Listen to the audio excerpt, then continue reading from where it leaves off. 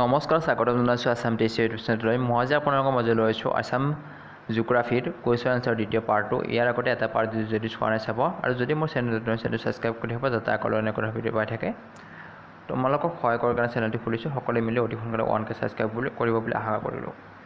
Question number 11 অসমৰ সৰ্বোচ্চ পাহাৰ শ্ৰেণীটোৰ নাম কি? উত্তৰ হ'ব বৰাইল পাহাৰ। 12 কাৰ্বি পাহাৰৰ ইয়াত আহাৰৰ লিখা গৈছে, ইয়াত টাইপিঙত মিষ্টেক আছে। কাৰ্বি পাহাৰৰ সৰ্বাধিক উচ্চতা কিমান? উত্তৰ হ'ব 1363 মিটাৰ। অসমৰ সোমাজেদি বৈ যোৱা মহাবাহু ব্ৰহ্মপুত্ৰ নদীৰ দৈৰ্ঘ্য কিমান? উত্তৰ 2900 কিলোমিটাৰ। 14 ব্ৰহ্মপুত্ৰ নদীয়ে অসমৰ ভৌগোলিক পৰিসীমাৰ মাজেৰে কিমান দূৰ অতিক্ৰম কৰিছে? উত্তৰ প্ৰায় 650 কিলোমিটাৰ। 15 অসমৰ আন এখন বৃহৎ নদী বৰাকৰ মুঠ দৈৰ্ঘ্য কিমান? উত্তৰ হ'ব প্ৰায় 900 কিলোমিটাৰ। 16 অসমৰ ভৌগোলিক সীমাৰ ভিতৰত বৰাক নদীয়ে কিমান দূৰ অতিক্ৰম কৰিছে? এইটো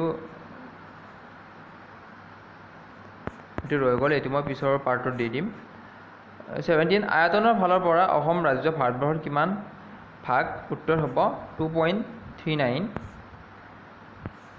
18 2011 চনৰ লোকপিয়ল অনুসৰি ভাৰতবৰ্ষৰ মুঠ জনসংখ্যাৰ কিমান অংশ অসমত বাস কৰা? উত্তৰ হ'ব 2.58%।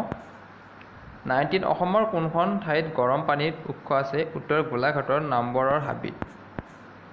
20 অসমৰ বৰ্তমান কিমানখন ৰাষ্ট্ৰীয় উদ্যান আছে? উত্তৰ হ'ব 7খন। আজি পাৰ্টত ইমানখিনি আছিল, বাকী মই ইয়াৰ পিছত প্ৰতিদিনে এনেকৈ দি যাম। তোমালোকে চেনেলটো ছাবস্ক্ৰাইব কৰি দিব বুলি আশা কৰি আজি ইমানতে সমাপ্ত কৰিলোঁ।